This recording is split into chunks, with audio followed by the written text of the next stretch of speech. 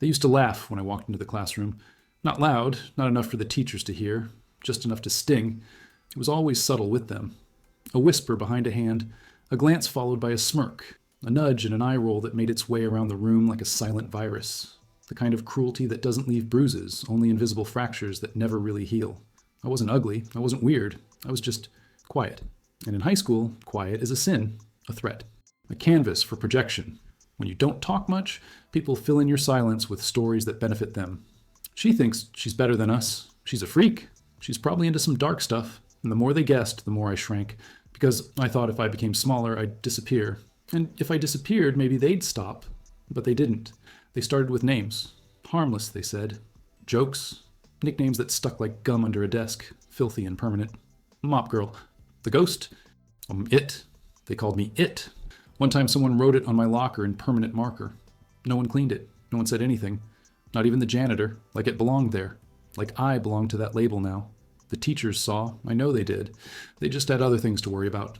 Grades, curriculum, standardized tests. And besides, I never said anything. So why would they care? But silence isn't consent. It's survival. Every day I woke up hoping I'd be invisible, and every day the universe reminded me that I wasn't that lucky. There was this one day, seared into my brain, when I had to do a presentation in English class. I'd worked so hard, practiced in front of the mirror, timed every sentence, but the moment I stood up, my hands betrayed me. They shook, my voice cracked, and I knew it was over before I said the second line. They snickered before I even finished the first slide. One boy, Kyle, faked a yawn loud enough for the room to echo. Another girl coughed out my last name like a punchline.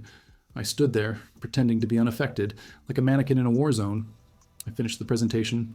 I always finished everything, but something inside me chipped that day. After class, someone left a crumpled note on my desk. Nice TED Talk. It. No name, just the same pen used on my locker. I didn't cry. That's the thing. They never saw me cry. That was my power, or so I thought. My parents weren't much help either. My mom worked double shifts. My dad left when I was 9, and when I tried to talk about school, she'd say, "It builds character. You'll thank them one day." She meant well.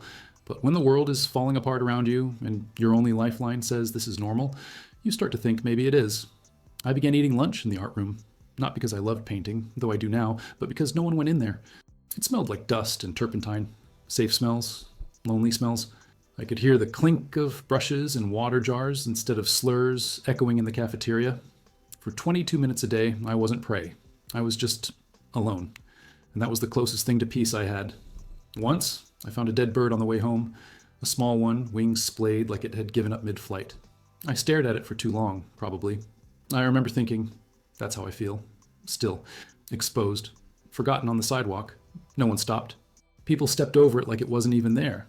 I started to feel like that bird was a sign, a reminder that the world didn't care whether you were bleeding or breathing. As long as you didn't make noise, no one noticed. But I noticed, and I remembered everything. The girl who spilled juice on my lap and said I peed myself, the boy who took a photo of me changing for gym class and sent it to 3 people, who sent it to 12 more. The way everyone suddenly looked at me the next day like I was radioactive.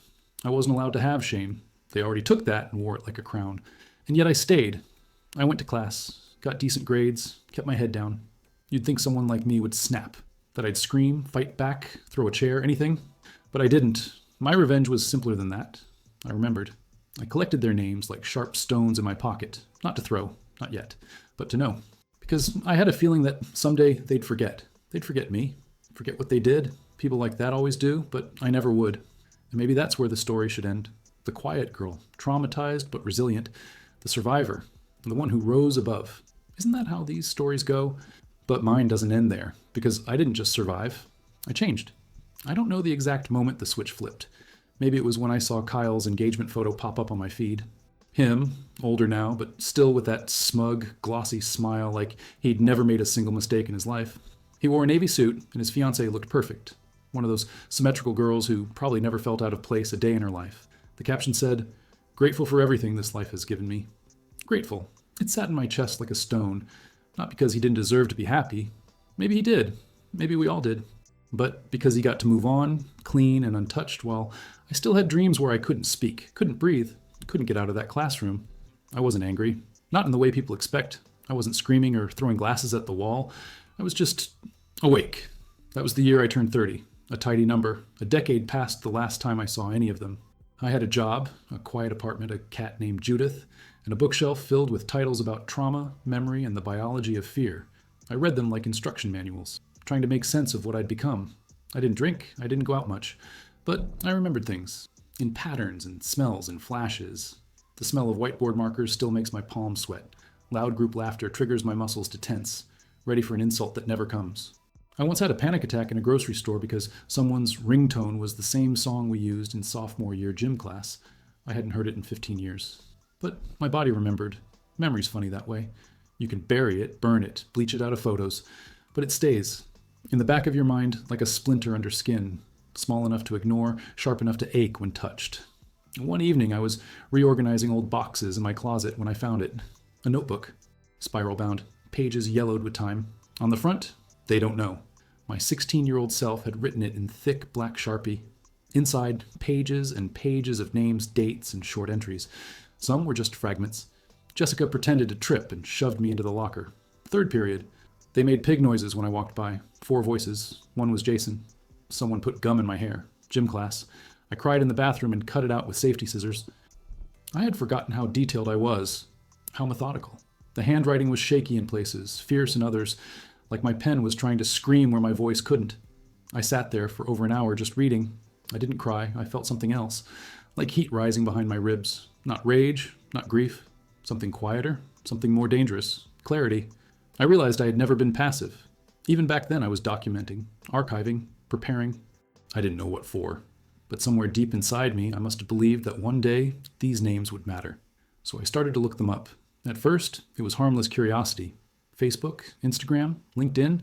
Jessica was now a yoga instructor with 3 kids and a husband who looked like he lived at the gym. Jason was divorced, working in real estate, posting motivational quotes like, "Be the energy you want to attract."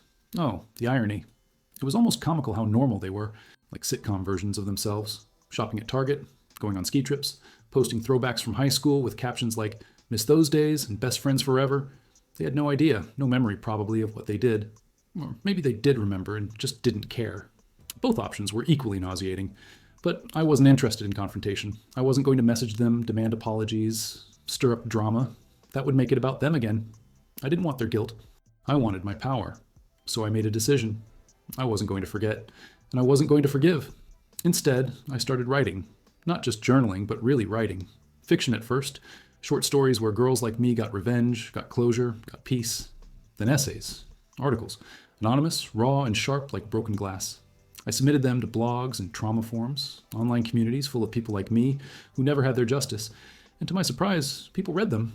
They didn't know it was me, of course, but they felt me. They left comments like, "I thought I was the only one, and this made me cry in a good way." I printed every comment, taped them to my bedroom wall, like proof that I wasn't crazy, that pain unspoken is still valid, that the quiet ones matter.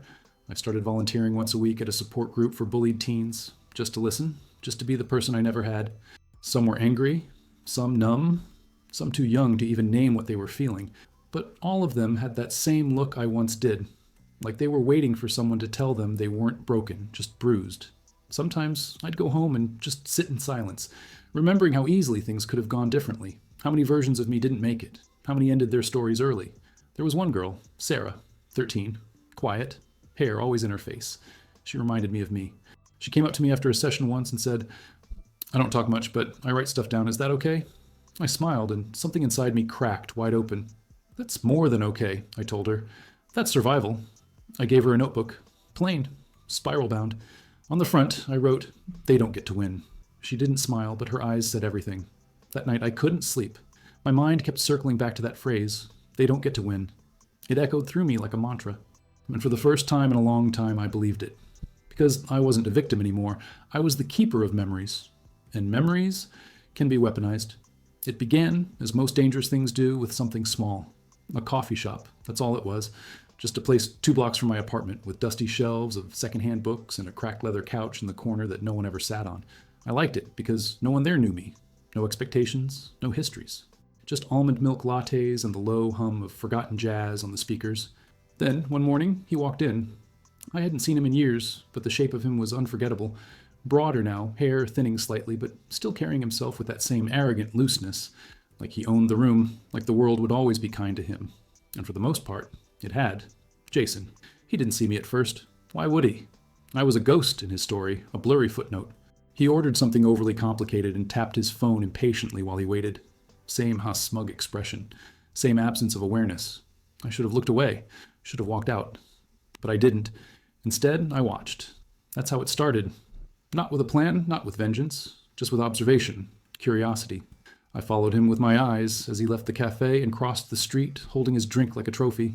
He got into a gray BMW, license plate ending in 3K9. I didn't mean to memorize it. It just stuck. Later that night, I searched. His social media was still wide open. He was a business consultant now. Lots of vague language, smiling selfies with clients, conferences in hotels with too much beige. Divorced, one kid, shared custody. His ex-wife's page showed more truth. Tired eyes, inspirational quotes, a caption that read, "Learning to breathe again." It didn't take much to start piecing things together. Every time I found something, I wrote it down. Not just for Jason, for all of them. I created files, digital, physical, with a map of connections, where they worked, who they married, what they cared about. I wasn't stalking, I wasn't threatening, I was studying. Because that's what they never expected. They thought I'd forget. They thought time would erase what they did. But time doesn't erase.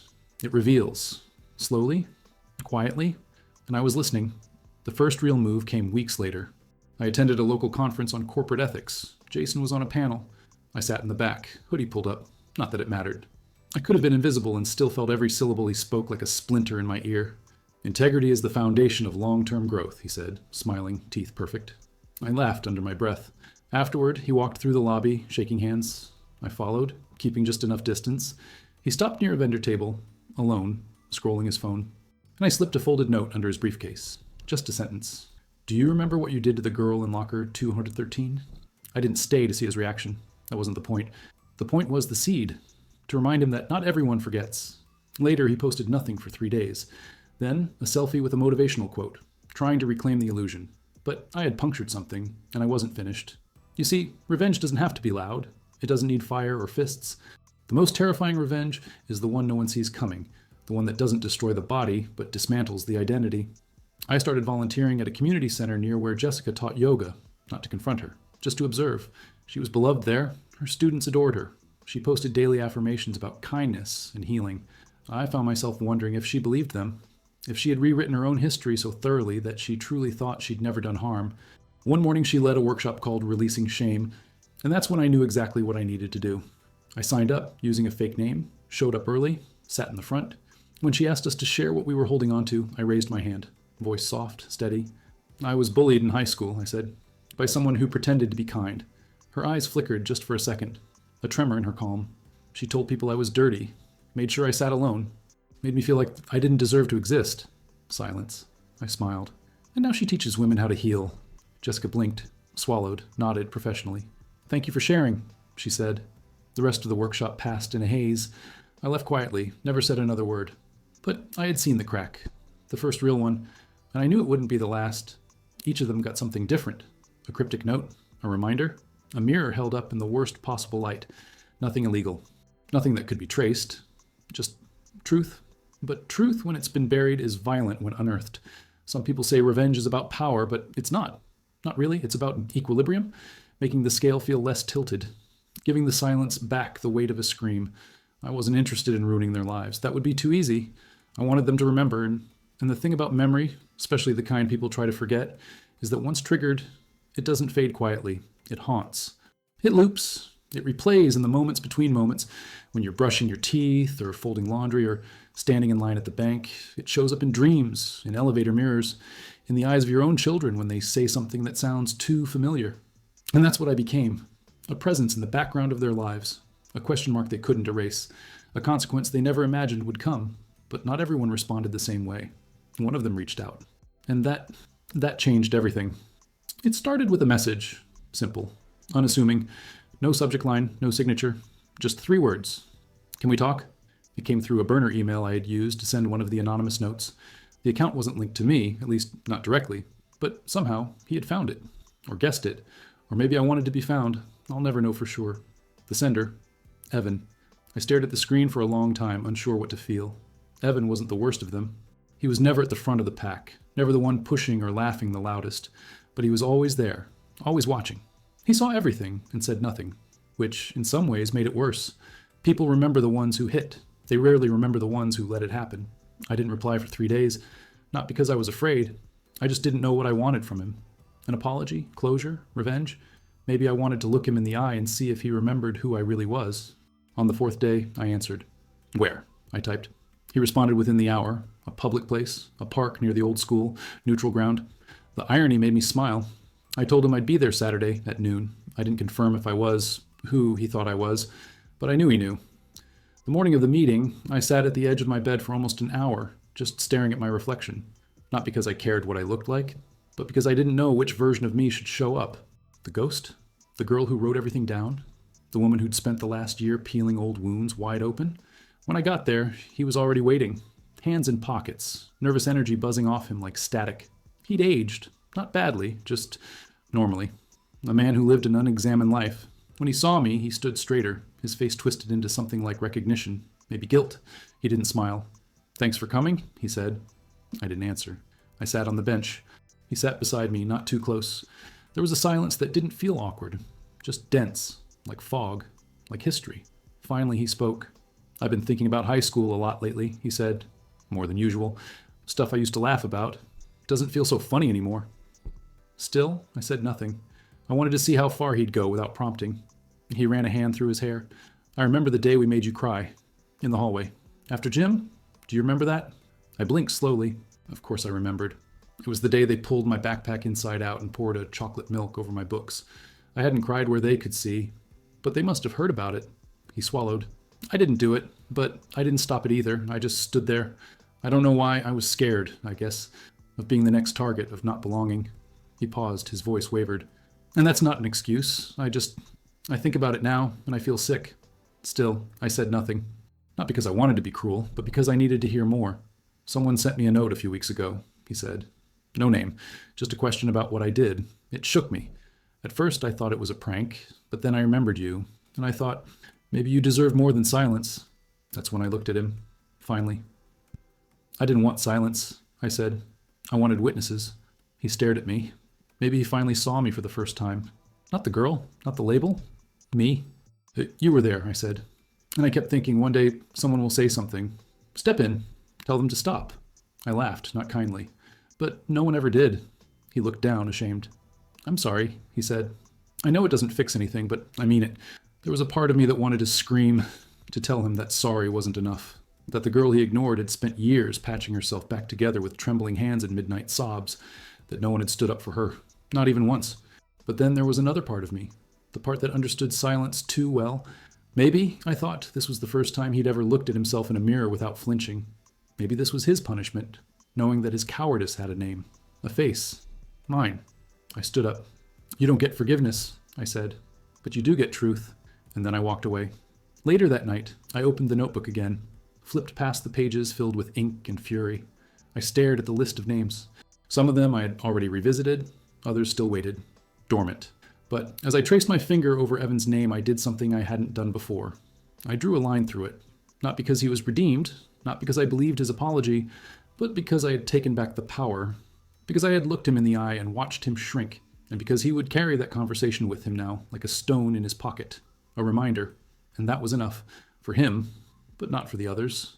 Because what I was about to uncover next, it wasn't just about them anymore. It was about her, the one no one ever talked about, the girl who vanished in 10th grade, the girl whose name I had buried deeper than all the rest.